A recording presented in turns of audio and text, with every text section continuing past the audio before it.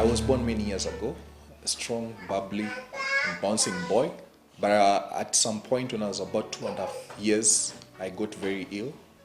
They tried to look for different doctors to see if my condition could change, but it never changed. Growing up with disability was a bit challenging because I would be mocked and sometimes I would feel so sad. So I ended up being quite a reserved boy.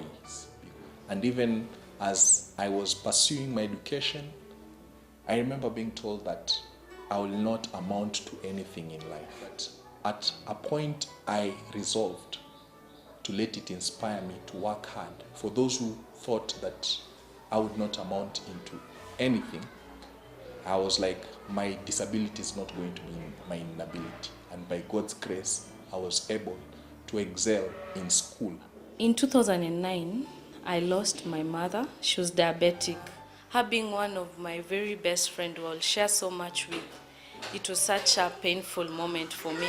Later the same year, we started being friends with Robert. Mid-2010, we realized that we're in love with each other. That is when reality struck us, when we started facing a lot of discrimination.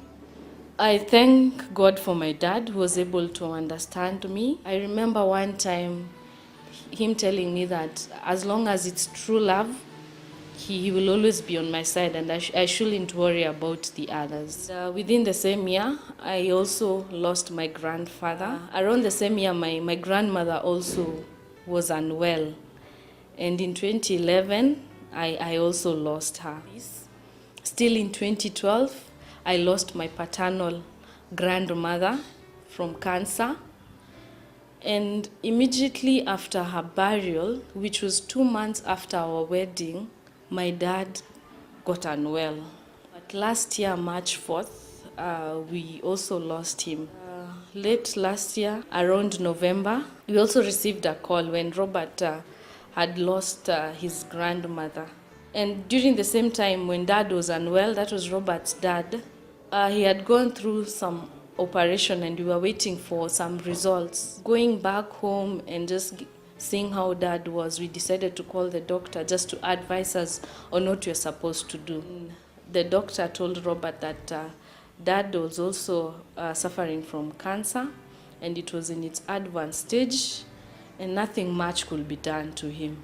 We told God, as much as the doctors are not able to do much, we trusted that he will bring the healing that Dad needed. The same day we were traveling back to Nairobi, I walked to his room by the time we were leaving and I told him everything is going to be fine and God is bringing the healing that he needs. 2 weeks after, we received a call that Dad had also gone to be with the Lord.